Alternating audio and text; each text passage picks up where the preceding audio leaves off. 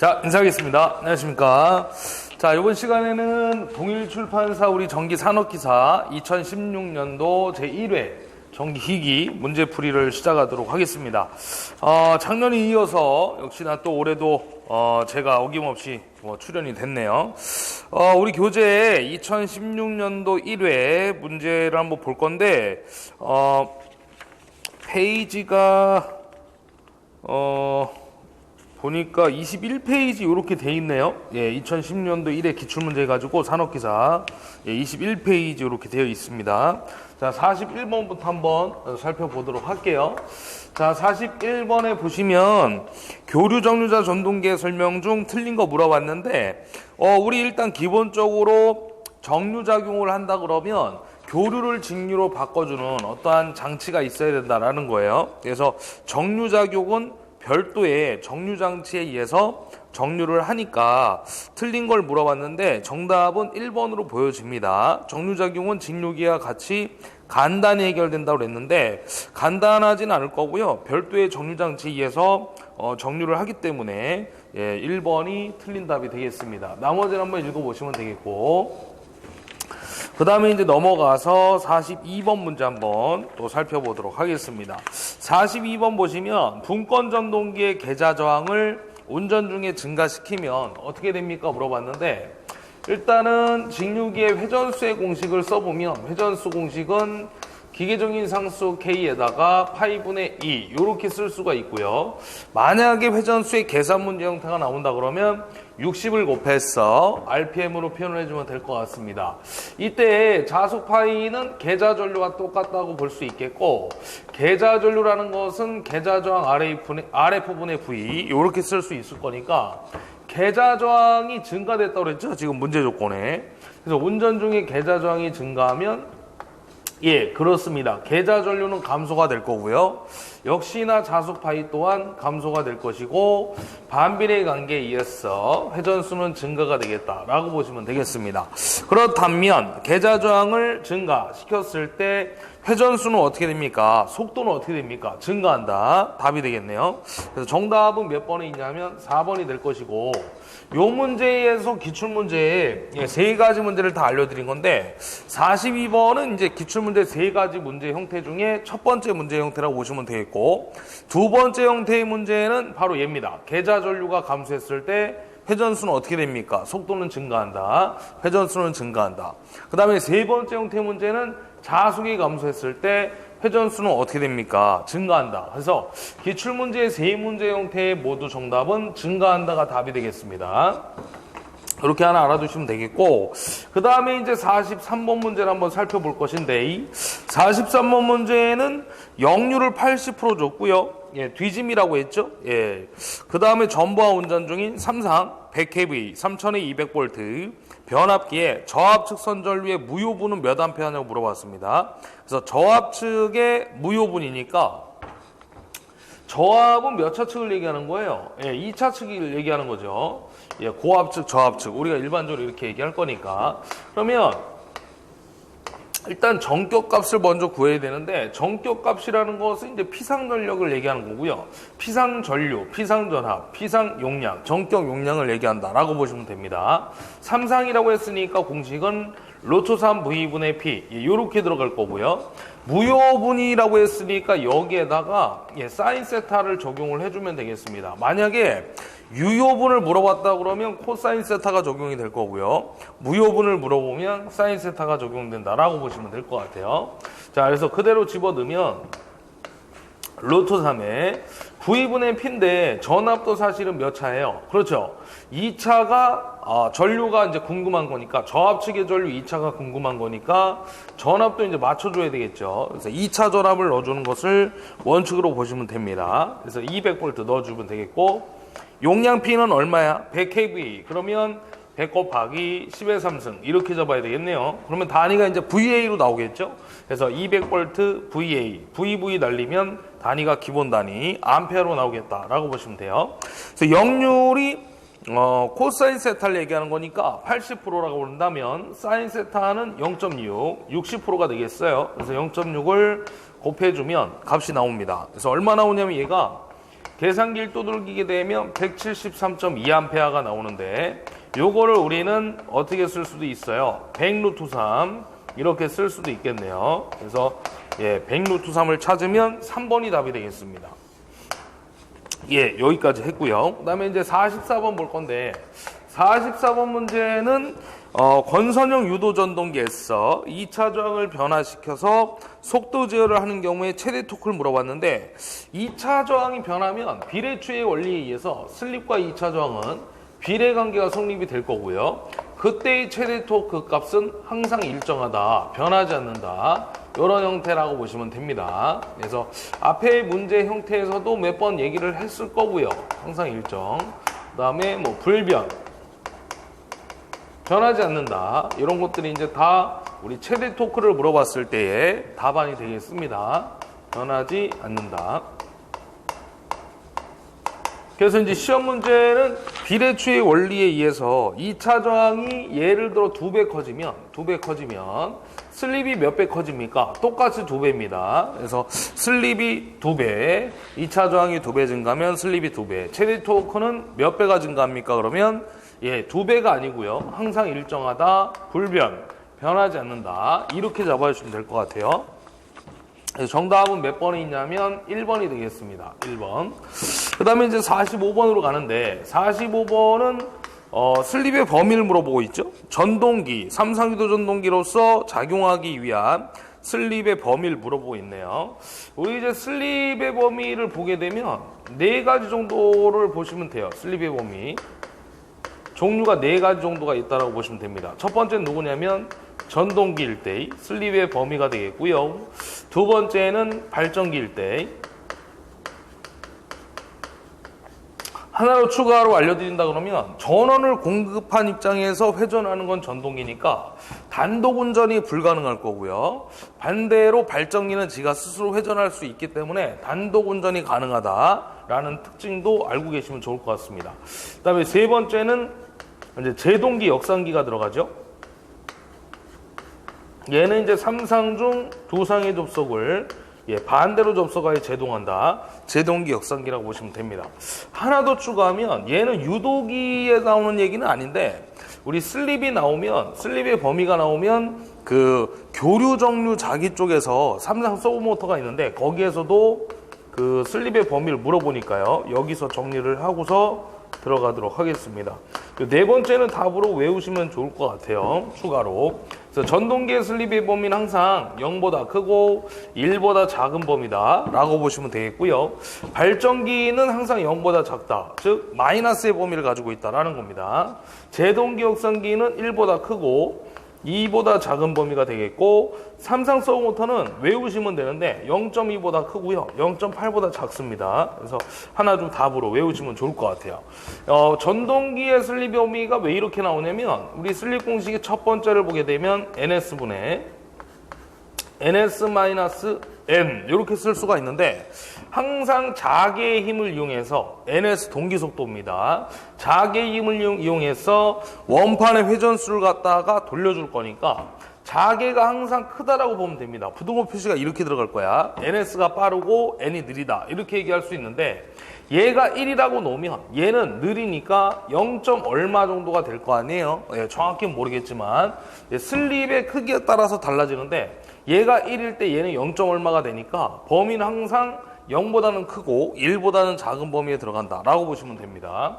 그 다음에 이제 두 번째 발전기는 자개의 속도가 아니라 회전자의 속도가 단독 운전이 가능하니까 자개의 힘을 이용해서 회전할 게 아니니까 원판 자체로도 회전할 수가 있다라고 본다 그러면 부등호 표시가 오른쪽으로 이제 커지는 입장입니다. 그러면 큰 거에서 작은 걸 뺐는데 부호가 마이너스가 들어가니까 0보다 작은 범위가 들어갈 수밖에 없다라는 거고요. 그 다음에 이제 역상기 제동기의 슬립의 공식은 원공식 NS분의 NS-N에서 회전 방향이 반대로 회전하는 거니까 그게 역상기 제동기니까 얘가 마이너스가 한 번 더 붙는다는 거예요. 그럼 마이너스 원래 있던 마이너스와 회전 방향이 반대로 회전했을 때의 역방향의 어떤 방향의 반대 마이너스 부호가 붙으면서 마이너스가 두 개니까 플러스로 바뀌어버리는 거죠. 그러면 얘가 1이라고 아까 했을 때 얘는 0. 얼마니까 1보다는 커지는 거죠. 그래서 1보다는 크고 2보다 작은 범위에 들어간다. 이렇게 이해를 해주시면 될 것 같습니다. 그래서 지금은 전동기 슬립의 범위를 물어보고 있으니까 0보다 크고 1보다 작다. 그래서 정답은 2번이 되겠네요. 이렇게 체크를 하나 합니다. 자, 그 다음에 이어 46번을 한번 살펴볼 것인데 46번 문제는 변압기 열화 방지 방법 중 틀린 걸 물어보고 있습니다. 우리 열화 방지의 대표적인 물건이 뭐냐 그러면 컨서베이터가 있어요. 컨서베이터. 네. 얘가 이제 결론은 변압기의 열화 방지라고 보시면 됩니다.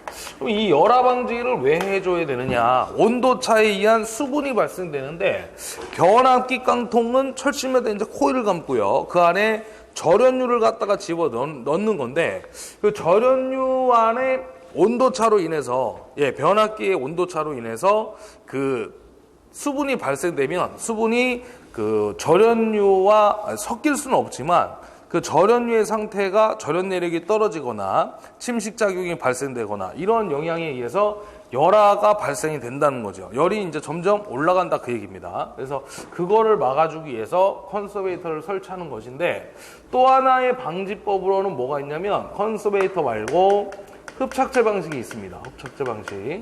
흡착제 방식은 흡수해버리는 거죠. 예를 들어서 이제 온도차로 인해서 수분이 발생했을 적에 수분을 하고 빨아들이는 겁니다. 그래서 흡착제 방식이 있겠고, 그 다음에 이제 또 하나 들어가는 게 누구냐면 질소봉입 방식이 들어가는데, 이 질소봉입 방식은 어떤 거냐면 내부의 압력을 높게 해가지고 수분이 들어오지 못하도록 밀어내는 방식이에요. 그래서 내부의 압력을 높게 해주는 질소봉입 방식을 채택하고 있다라고 보시면 됩니다. 그래서 이런 것들이 이제 원인은 온도차로 인한 수분이 발생됐을 때 기름과 섞이지 않도록 그 깡통 안으로 수분이 들어가지 못하도록 열화 방지하는 방법이 되겠다라고 보시면 되겠습니다. 그래서 거기 보시면 46번에서 열화 방지 방법 중 틀린 걸 물어봤으니까 거기 보시면 3번이 틀렸죠. 수소봉입 방식이 아니라 질소봉입 방식이라고 해야 되니까 3번에 체크를 해주시면 될 것 같아요. 정답은 3번이고요. 이제 수소가 답일 경우가 있는데 어느 때냐면 변압기 이제 아크 방전 시에 아크가 방전됐을 때 그때 발생하는 가스가 있는데 가장 많이 발생되는 가스가 바로 수소가스가 되겠습니다. 그래서 그때 답이지 지금 열화 방지하고는 관련이 없다라고 보시면 됩니다. 자, 정답은 3번이었고요. 그 다음에 47번 문제. 스텝 모터의 장점이 아닌 것은 하고 물어봤는데 풀이를 보시면 제가 이제 스태핑 모터 그 다음에 서브 모터 이 두 가지가 가끔씩 이렇게 돌아가면서 출제가 되고 있어요. 같이 나온 적은 없고 한 번 스태핑 모터가 나오면 그 다음에는 서브 모터가 나오면 이런 식으로 로테이션 식으로 출제가 되고 있는데 장단점 너무나도 많다라는 거죠. 특징까지 하면 너무나도 많으니까 특성까지 한다 그러면 이거를 외울 수는 없을 것 같고 그냥 문제답으로 체크를 해가시고 가시면 될 것 같아요. 뭐 맞으면 좋은데 틀리면은 뭐 할 수 없는 거니까 어차피 한 문제 나오는 거니까요. 좀 마음을 편하게 먹고 준비를 해가시면 좀 더 효율적인 공부 방법이 되지 않을까 생각을 합니다. 이걸 다 외우면 좋겠지만 언제 이걸 다 외우겠어요. 할 것도 많은데. 스태핑 모터의 장점이 아닌 거 물어봤는데 2번이 틀렸네요. 근데 이제 사실은 장점이 아닌 것은 하고 물어보면 단점을 찾으면 되는데 지금 보면 1번에 보면은 가감속이 용이하고요. 정역점 및 변속이 쉽다. 장점이 되고 있잖아요. 딱 봐도 장점이야. 3번 피드백 루프가 필요 없이 오픈 루프로 손쉽게 속도 및 위치 제어를 할 수 있다. 딱 봐도 장점이죠. 4번 디지털 신호를 직접 제어할 수 있으므로 컴퓨터 등 다른 디지털 기기와 인터페이스가 쉽다. 딱 봐도 장점이죠.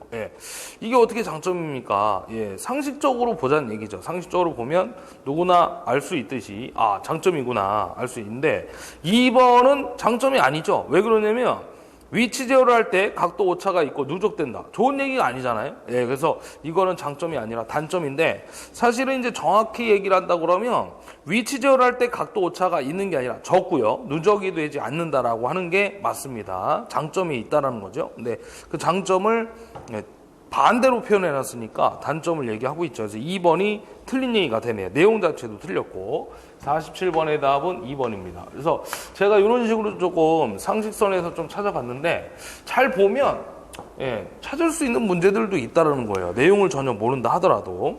자, 그다음에 이제 48번 들어가는데 48번 문제는 동기계의 과도한 정도를 증가시키는 방법이 아닌 것은 하고 물어봤는데 일단은 우리가 단락비에서 나오는 얘기가 있어요. 단락비가 큰 기계. 우리가 단락비가 큰 기계가 누구였냐면 철극기였거든요. 철 성분이 많이 들어간 철극기. 또 돌출이 되어 있는 돌극기라고도 불러줍니다. 요거의 특징을 보면 첫 번째로 이제 가장 중요한 얘기가 나오는데 누가 나오냐면 안정도가 높고요. 단락비가 크면 안정도가 높아지는 거죠. 증진된다 라고 쓰도록 하겠습니다. 두 번째는 전압 변동률이 작아집니다. 전압 변동률이 작아진다. 손실이 이제 작아질 거니까. 이 단락비가 큰 게 특징은 많이 앞에서도 얘기를 했을 거예요. 기출문제 쪽에서. 그 다음에 이제 세 번째는 손실이 작아지기, 용량이 커지겠죠. 용량이 커진다.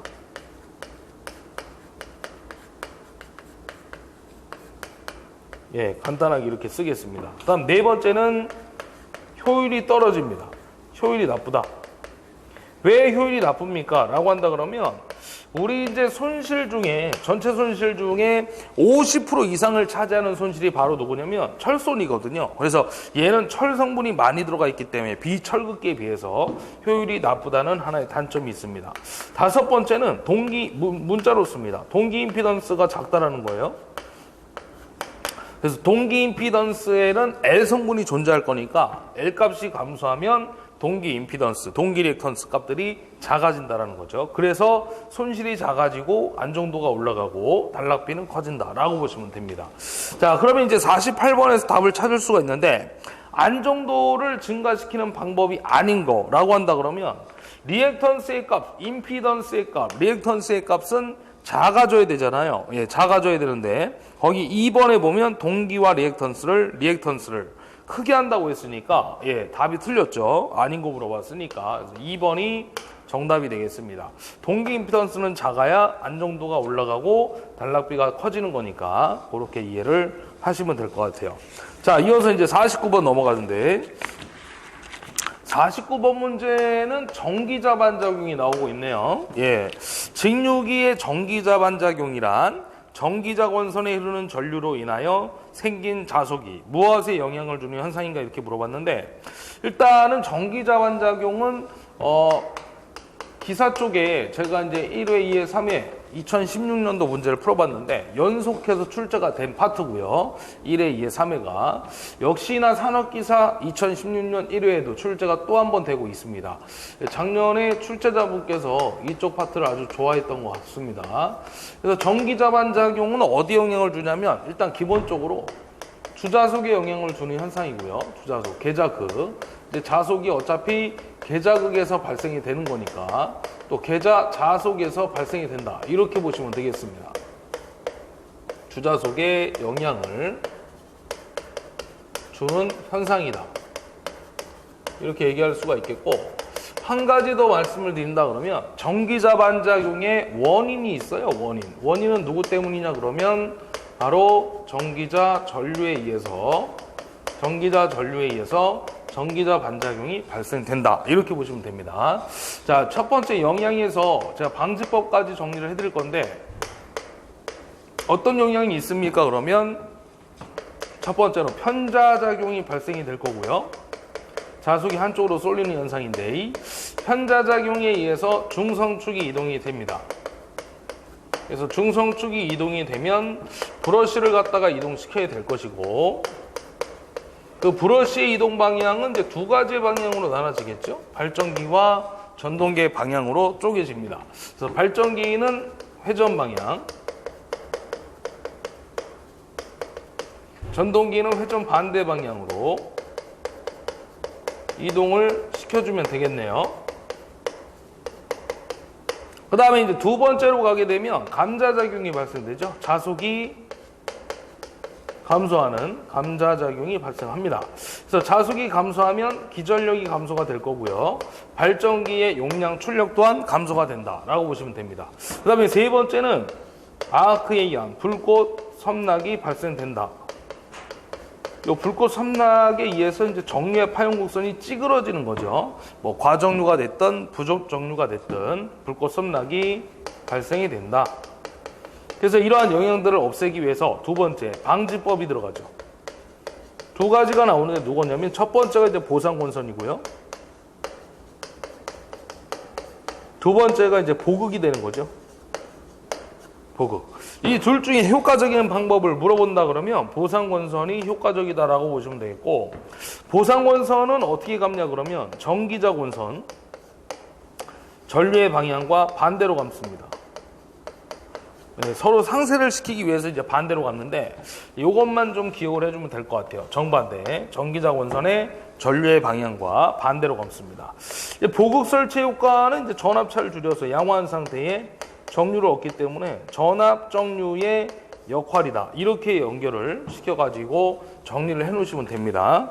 자, 그래서 49번 문제에는 무엇에 영향을 줍니까? 예, 주자속에 또는 계자극에 또는 계자자속에 영향을 준다라고 하면 되니까 정답은 3번이 되겠네요. 네, 3번. 네. 자, 이렇게 찾으시면 되겠고, 그 다음에 이제 50번으로 들어갑니다. 50번 문제에는 삼상이도 전동기에 동기 속도는 주파수와 어떤 관계가 있습니까? 라고 물어봤는데, 우리 일단 기본적으로 동기 속도의 공식은 NS로서 P분의 120F 이렇게 들어갈 것 같아요.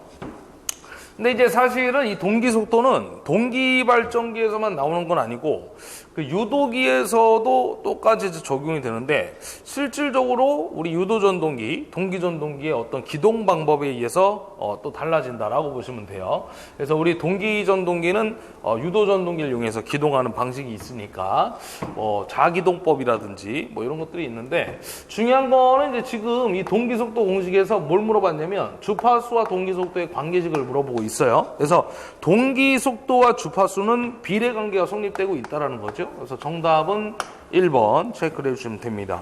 참고로 이 공식은 아까도 이제 말씀을 잠깐 드렸지만 동기기뿐만 아니라 유도기에서도 이제 계속 이어서 나오는 거니까 좀 중요한 공식이라고 보시면 되겠습니다. 자, 그 다음에 이제 51번 들어가는데, 51번에 보시면 3단자 사이리스터가 아닌 거 물어보고 있죠. 그래서 1번의 SCR은 적어드립니다. SCR은 단방향 3단자.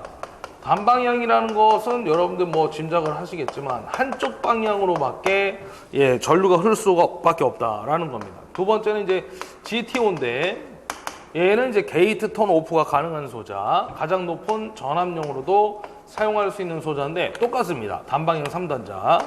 그 다음에 이제 세 번째로 들어가는 게 SCS인데 이게 답이죠. 얘는 단방향 4단자입니다. 4단자. 그래서 3번이 이제 답이 되는 것이고, 네 번째에 있는 트라이액은 이제 AC가 들어갔잖아요. 그러니까 쌍방향이라고 할 수 있겠죠. 양방향, 쌍방향. 3단자라고 할 수가 있겠습니다. 그래서 정답은 몇 번이냐면 일단 3번이 되겠네요. 이렇게 찾아주시면 됩니다. 간혹 출제가 돼요. 반도체 소자에 대한 몇 방향 몇 단자 소자 각각에 대한 걸 좀 기억하시면 되는데, 일단 3단자가 아닌 것은 SCS, 이게 답이 되겠습니다. 자, 그 다음 52번 문제 갑니다. 60Hz 4극 유도전동기의 슬립이 4%일 때 회전수를 물어봤는데, 전동기가 회전할 때 회전수, 즉 회전자의 속도를 물어봤죠. 회전자의 속도는 참고로 공식이 하나밖에 없어요. 1-S의 NS입니다. 이때 NS는 동기 속도니까 P분의 120F가 될 거고요. 자, 일단은 그러면 슬립을 줬나요? 4%, 0.04입니다. 동기 속도는 안 줬으니까 구해야 되겠네요. 유도기 파티 문제에서 만약에 극수와 주파수를 주면 무조건 NS를 구해달라 그 얘기입니다. 그래서 자, 집어 넣어봅니다. 극수는 4극이고요. 120의 주파수가 60. 그래서 이걸 구하면 1800rpm이 나옵니다. 1800rpm. 그래서 여기다 이제 집어넣으시고 계산을 두들겨주면 되겠습니다. 그래서 요거 계산기 누르면 1728 RPM이 되겠어요. 그래서 1800 동기 속도보다는 느린 형태로 회전하겠다라고 보시면 되겠죠. 그래서 요거 정답은 1번 되겠습니다. 예, 기출문제 많이 있었던, 예전부터 있었던 숫자 안 바뀌고 나온 계산 문제 형태라고 보시면 됩니다. 자, 이어서 이제 53번 들어가는데, 53번을 풀기 전에 아까 우리 2차 저항하고 슬립 요 관계가 바로 비례추 원리라고 했거든요. 그래서 53번 문제 보면 비례추위와 관계가 있는 전동기 물어봤는데, 비례추위는 삼상 유도 전동기 중에서도 권선형에 들어갑니다. 권선형. 왜 그러냐면 2차 저항을 이용해서 이제 속도를 제어할 수 있거든요. 뭐 여기서도 이제 비례추위가 어차피 속도와 토크의 특성 목선을 따지는 것이니까. 그래서 권선형 유도 전동기의 속도 제어를 보면 2차 저항법이 있고요. 그 다음에 뭐 종속법, 2차 여자법이 있는데, 결론은 2차 저항을 이용해서 슬립을 변화시키고 그 다음에 뭐 속도를 변화시킬 수 있을 거니까 비례추위와 관련이 있는 전동기는 삼상 권선형 유도 전동기다. 이렇게 얘기를 할 수가 있을 것 같아요. 자, 그렇다면 정답은 53번의 정답은 답이 나왔을 건데요. 비례추위와 관련계가 있는 전동기, 4번에 삼상권선형 유도전동기 이렇게 잡아주시면 됩니다. 자, 이어서 이제 54번 들어가는데 54번 문제는 200kV 단상 변압기가 있고 철손이 1.6kW이고 전부하 동손이 2.5kW이다. 이 변압기의 역률이 0.8일 때 전부하 시 효율을 물어보고 있어요. 자, 그러면 이 문제는 우리가 이제 변압기 효율 공식이니까 공식은 이렇게 들어가요. 발전기하고 똑같은데 출력 플러스 손실분의 출력 이렇게 써주면 될 것이고요. 여기에 100을 곱해주면 되겠습니다. 물론 이때 손실은 이제 두 가지로 나눠지겠죠. 철선하고 동손. 자, 그러면 이제 그 단위를 잠깐 보시면 되는데 단위가 틀리죠. 손실의 단위는 킬로와트로 주어졌고요. 출력의 단위는 kVA 피상전력이니까 역률을 적용을 해줘야 됩니다. 그래서 피상분에다가 역률을 곱하면 VI 코사인 세타 2에서 유효전력으로 단위가 바뀔 거니까 역률을 적용할게요. 그래서 출력 200kVA 곱하기 0.8 이렇게 잡아주면 될 것 같아요. 그럼 킬로와트로 단위 환산이 되겠습니다. 역시나 분자의 값도 200 곱하기 0.8 잡아주면 킬로와트로 단위 환산이 이루어질 거고요. 손실에는 두 가지가 있다고 그랬죠. 철손의 1.6 그 다음에 전부하 동선이라는 건 전체 부하에서 발생되는 동선이니까 그대로 2.5 적용을 해서 계산을 해주면 되겠습니다. 그래서 이거를 구하면 몇 프로가 나옵니까? 97.5%가 나옵니다. 예, 정답은 몇 번이냐면 3번이 되겠네요. 네, 3번 체크해 주시면 됩니다. 자, 그 다음에 이제 55번으로 가는데 55번 문제는 변압기의 전부하 동선이 270W, 철선이 120W일 때 최고 효율로 운전하는 출력은 전격 출력이 약 몇 프로인가 물어봤는데 요거는 이제 n분의 1 부하시의 효율 공식을 이용해서 해결을 해주면 될 것 같아요. 공식은 뭐야? 루트의 PC분의 PI입니다. 예, 변압기 효율 공식에서는 좀 잘 나오죠. 이런 것들 54, 55번 특히 55번 같은 거 간단하면서도 출제가 되니까 잘 보고 가시기 바랍니다.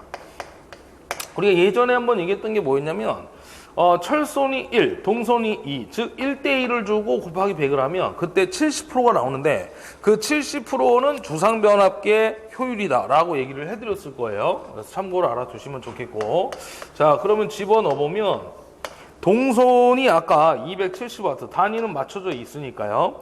철손이 120W 요거를 계산기 두들겨주면 됩니다. 그래서 요걸 누르면 약 66.7%가 정답이 되겠네요. 답은 1번이 되겠습니다. 1번. 예. 그 다음에 이어서 56번 한번 보도록 하겠습니다. 56번 문제는 일단 단상 반파라고 했고요. 직류전압이 150V, 최대역 전압을 물어보고 있죠. 최대역 전압은 이제 우리가 피크 인버스 볼테이지라고 해가지고 전류는 원래 이제 전원 측에서 부하 측으로 흘러가야 되는 게 맞는데 부하 측에서 전원 측으로 역방향으로 흘렀을 때 그때 발생되는 전압의 크기를 갖다 우리는 최대 역전압, 피크 인버스 볼테이지 이렇게 얘기합니다. 그때 몇 볼트 이상의 다이오드를 사용해야 되냐고 물어봤고요. 전압가가는 무시한다고 했네요. 자, 그럼 일단은 정류회로에서 우리가 두 가지가 있는데 지금 문제는 단상 반파입니다. 그래서 우리가 암기를 할 적에도 단상 반파를 외우는 게 좋습니다. 전파는 할 필요가 없는 이유는 2배니까요. 값이 무조건 2배입니다. 그래서 다이오드가 하나짜리는 반파, 2개 이상이면 전파. 물론 여기에 브릿지 회로도 다이오드가 4개짜리가 들어갈 거니까 전파에 해당된다라고 보시면 됩니다. 자, 그때 이제 피크 인버스 볼테이지는 반파일 때는 얼마냐면 루트 2의 2가 될 거고요. 만약에 전파이다 그러면 2 루트 2의 2 이렇게 나오면 되겠어요. 2배니까요. 자, 여기에서 이 값은 이제 교류인데, 교류의 실효값인데 직류전압을 줬으니까 공식을 한번 써봅니다. 그러면 얼마냐 그러면 0.9의 2가 나온다라는 거예요. 왜? 반파는 0.45, 전파가 0.9니까 2배니까 얘는 반파니까 0.45의 2 이렇게 써주면 되겠습니다. 자, 그럼 이제 교류의 실효값을 구하는 게 목적이니까 0.45분의 2D를 잡아주면 되겠네요. 2D는 직류전압입니다. 150. 그래서 이걸 계산기 누르면 333V가 나올 거고요. 자, 루트 2에다가 교류의 실효값 333V를 적용하면 피크 인버스 볼테이지가 나오는데 대략 471V 하고 나오겠습니다. 그래서 정답은 몇 번에 있냐면 4번에 있네요. 약 470V 이렇게 풀이를 해주시면 되겠습니다. 그 다음에 이어서 57번 보는데 57번 문제는 답이라고 써주면 좋을 것 같고요. 뭐 숫자 단답형 문제, 바뀌어 나오는 문제가 아니니까. 요 최근에 와서 얘가 좀 잘 출제가 되고 있는 경향이 있습니다. 동기전동기의 자기동법, 스스로 기동을 하는 건데 계좌원선을 단락하는 이유를 물어봤죠. 그래서 우리 이제 실질적으로 그 계좌원선에 고전압이 유기돼요. 그래서 절연을 파괴할 수가 있는데 그때에 이제 외부 저항, 계좌원선은 외부 저항을 통해서 단락을 해놓은 상태에서 기동을 하게 됩니다. 그래서 계좌원선을 단락하는 이유가 뭐냐 그러면 고전압에 발생됐을 때 그때에 고전압의 유도를 방지해주겠다 이런 역할이라고 보시면 됩니다. 그래서 정답은 3번. 바뀌어 나오지 않는 거니까 답으로 체크해놓고 보고 가시면 좋을 것 같고요. 그 다음이 이제 58번 문제인데 58번 문제는 계속해서 꾸준하게 출제가 되는 얘기입니다. 직권전동기에서 토크와 회전수의 관계인데 직권전동기라는 놈은 토크가 크죠. 토크가 가장 큰 전동기 중에 직권전동기가 있다라고 보시면 됩니다. 그래서 토크는 관계식이 전류의 제곱에 비례하고 회전수 제곱의 반비례 관계에 있다라고 보시면 돼요. 요 관계에서 우리가 이제 간단하게 한 가지 얘기를 해드리면 회전수와 토크만 얘기를 한다 그러면 우리가 이제 자동차의 운전면허를 딸 적에 제가 쉽게 설명을 하는 건데 1단하고 5단을 기억해 주면 됩니다. 1단일 때는 회전수는 느려. 토크는 커요. 5단일 때는 회전수는 빨라. 토크는 작아. 이런 관계가 성립되는 거거든요. 그래서 제곱에 또 역시나 반비례니까 토크는 회전수가 감소했을 때 토크는 제곱의 반비례로 커지겠다라고 보시면 돼요. 그래서 힘이 좋다란 얘기고 그때 어디에 사용됩니까 물어보면 전차용 또는 기중기에 사용이 되고 있다라고 보시면 됩니다. 그래서 또 하나 얘기를 한다 그러면 이 직권전동기는 정격전압 상태입니다. 정격전압이라는 것은 정상운전일 때에 무부하 운전을 하면 절대 안 되는 거고요. 무부하 운전이라는 것은 부하가 없는 상태니까 벨트를 걸고 운전 중에 벨트가 벗겨졌을 때 우리는 무부하 상태다 이렇게 얘기할 수가 있어요. 그때 회전수는 엄청나게 빨라지면서 무슨 속도에 도달이 됩니까? 어렵습니다. 위험 속도에 도달이 된다. 이렇게 보시면 될 것 같습니다. 회전수 공식을 써도 어차피 똑같이 나오는 결과인데 자속이 0이 되는 거잖아요. 무부하 상태가 되면 부하 전류가 0이니까 자속도 0이 된다라고 보시면 됩니다. 직권전동기는 계좌와 전기자가 직결로 연결되어 있기 때문에 모든 전류는 같다라고 보고요. 그래서 전류 무부하 상태가 돼서 부하 전류가 0이면 자속 파이도 0이 될 것이고 0분의 1이 되면서 회전수는 무한대로 간다라고 보시면 됩니다. 그래서 위험 속도에 도달이 되는 것이고 벨트가 벗겨지지 않도록 기어나 체인 방식을 쓴다라고 보시면 되겠네요. 그래서 정답은 4번입니다. 4번. 분권 전동기까지 얘기를 한다 그러면 제곱을 빼주면 됩니다. 제곱이 들어가면 직권, 제곱이 빠지면 분권. 이렇게 정리를 하시면 될 것 같아요. 자, 그 다음에 이제 두 문제 남았는데 59번, 60번 차례대로 보도록 하겠습니다. 59번 문제는 직류발전기 중 모부하일 때 보다 부하가 증가한 경우에 단자전압이 상승하는 발전기 물어봤는데 과부권이에요. 과부권. 과하다는 얘기잖아. 쉽게 얘기하면. 그래서 부하가 증가하면 단자전압이 상승하는 발전기는 과부권입니다. 그래서 이제 우리가 전압 강화 보상용이라고 쓴다라고 얘기도 합니다. 그래서 부하가 증가하면 전류가 커지고 자속이 커지면서 단자전압이 상승된다라는 발전기가 되겠습니다. 그래서 과부권 발전기 하나 잡아주시면 되겠고 60번 문제인데 삼상 교류 발전기, 교류 발전기다 그러면 이제 동기 발전기를 얘기하는 거죠. 우리가 이제 동기기를 교류기라고 하는 거니까. 그래서 교류 발전기, 동기 발전기입니다. 기전력에 대하여 2분의 파이, 즉 90도가 되겠죠. 2분의 파이 라디안, 뒤진 전기자 전류가 흐르면 전기자 반작용 물어봤는데 동기기 파트에서의 역시나 전기자 반작용이 나왔네요. 원인은 항상 전기자 전류 때문이라고 말씀드렸고 직류기에서 좀 전에 하나, 동기기에서 하나, 전기자 반작용 파트에서 각각 하나씩 출제가 됐네요. 잘 보셔야 되는 내용들이에요. 사실은 시험에 꾸준하게 잘 출제가 되고 있는 파트니까 직류기가 됐든 동기기가 됐든 전기자 반작용 되겠습니다.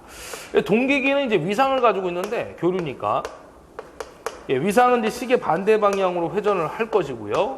위아래 축은 전류축을 얘기하는 겁니다. 그 다음에 왼쪽은 항상 발전기, 오른쪽은 전동기. 이렇게 기억을 하자고 그랬어요. 그 다음에 위쪽은 항상 감자작용, 자속이 감소한다는 거죠. 아래쪽은 증자작용입니다. 자속이 항상 증가한다.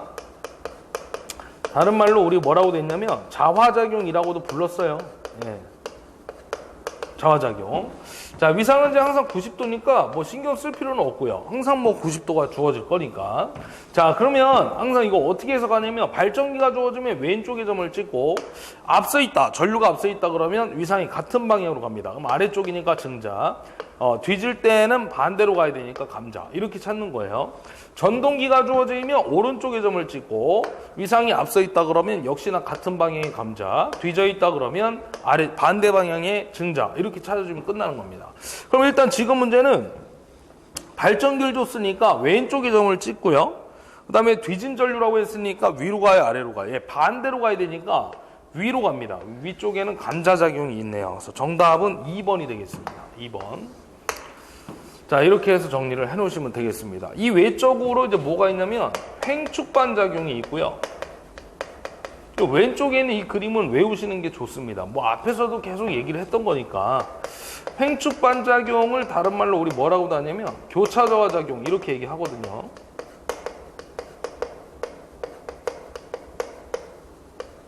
이건 이제 알만의 회로라고 얘기를 하는 거죠. 알만의 회로. 왼쪽에 있는 그림은 90도 이상차를 가지고 있으니까 전류와 전압이. 사실 이제 발전기는 기전력, 전동기는 단자전압, 공급전압을 얘기하는 겁니다. 그래서 L과 C만의 회로고 여기는 R만의 회로라고 보시면 돼요. 그래서 횡축반작용은 위상이 어떻게 되느냐? 동위상입니다. R만의 회로니까. 위상차가 없고 그 다음에 또 하나 시험에 나오는 게 뭐냐면 횡축반작용의 성분을 물어봐요. 성분, 크기. 크기는 얼마냐 그러면 I의 코사인 세타입니다. 밑변의 유효분이기 때문에 코사인 세타가 되는 것이고 또 하나 얘기한다 그러면 직축 반작용의 성분이 또 있어요. 얘는 높이 부분을 얘기하는 겁니다. 허수 쪽이 되는 거죠. 그래서 I의 사인 세타가 적용이 됩니다. 사인 세타. 요 정도만 보고 하시면 돼요. 그래서 여기까지 해서 20문제를 한번 풀어봤는데 조금 1회 때 어려운 문제 중간중간에 몇 개는 보이는데 역시나 항상 매번 말씀드리지만 기본적인 형태의 문제라도 잡고 가면 충분히 여러분들이 원하는 점수는 나오겠다라는 것입니다. 자, 여기까지 해서 20문제 문제풀이 마무리 짓고 잠깐 또 쉬었다가 2회 문제풀이 때 뵙도록 하겠습니다. 수고하셨습니다.